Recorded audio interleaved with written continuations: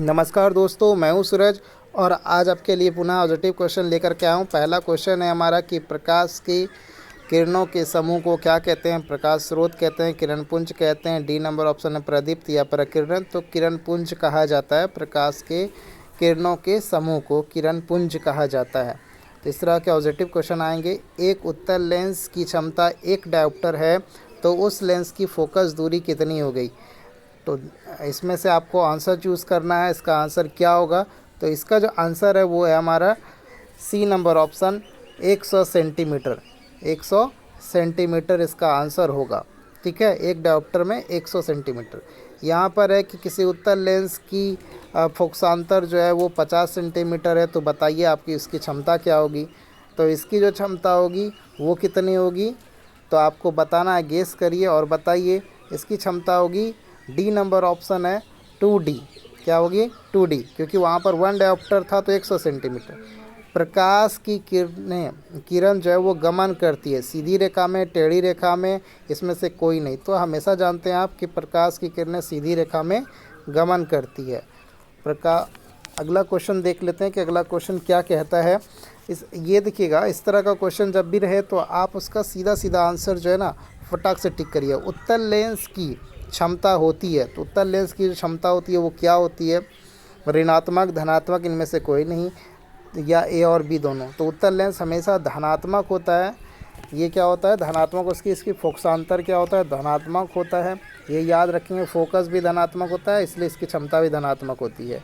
Solar cooker में किसका प्रयोग किया जाता है, अवतल दर्पण का, उत्तल दर्पण का, समतल दर्पण का, या उत्तल और अवतल दोनों दर्पण का। तो सोलर कुकर जो होते हैं उसमें अवतल दर्पण का प्रयोग किया जाता है। इसका आंसर जो है वो क्या जाएगा, ए नंबर ऑप्शन जाएगा। ए नंबर ऑप्शन इसका टिक करिएगा। कि अब अगला क्वेश्चन है कि काल्पनिक प्रतिबिंब होता है, सीधा होता है, उल्टा होता है, दोनों होता है, या इनमें से कोई नहीं। तो ये देखिएगा, काल्पनिक प्रतिबिंब जो होते हैं वो हमेशा सीधा बनता है। ये याद रखेंगे कि काल्पनिक प्रतिबिंब हमेशा सीधा बनता है और वास्तविक प्रतिबिंब उल्टा बनता है। ये याद रखने वाला टॉपिक है और हमेशा इससे रिलेटेड कोई ना कोई क्वेश्चन जो है वो आते रहता है।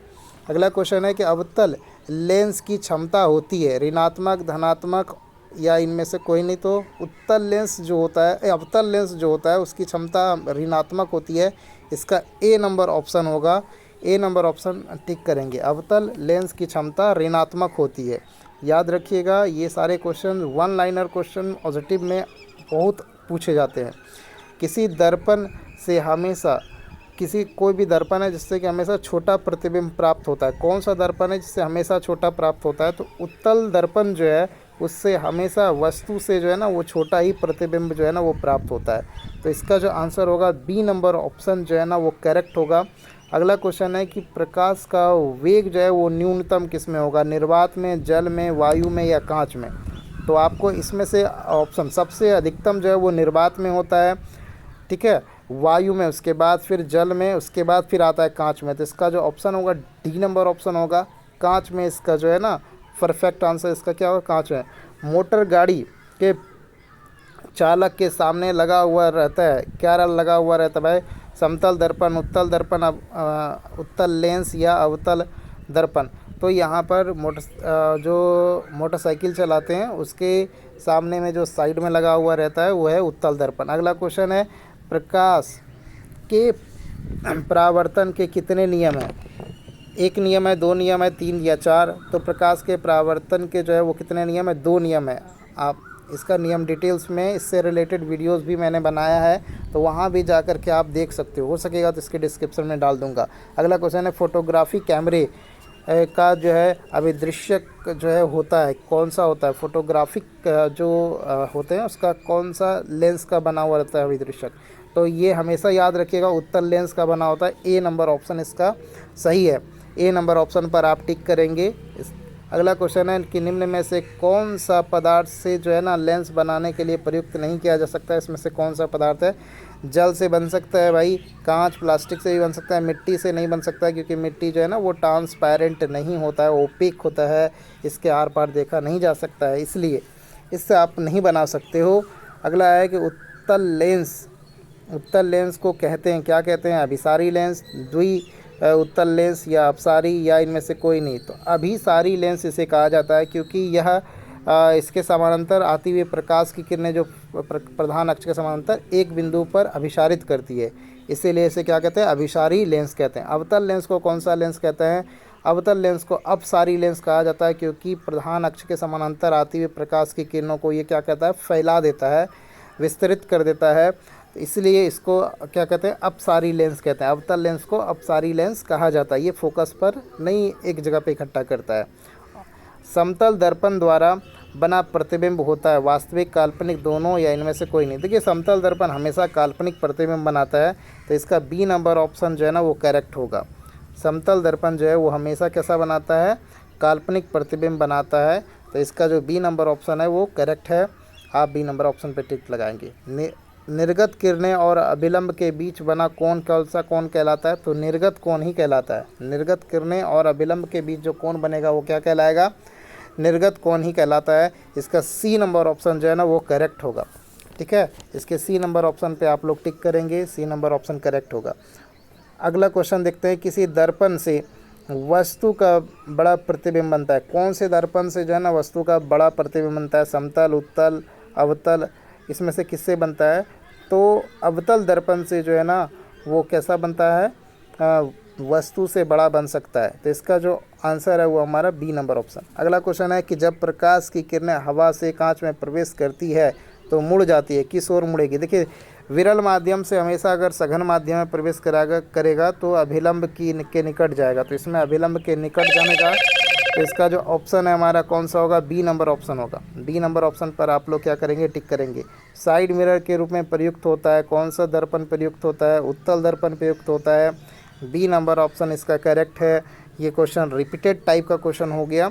साइड मिरर के रूप में उत्तल दर्पण का प्रयोग किया जाता है, तो उस पर आप लोग टिक करिएगा।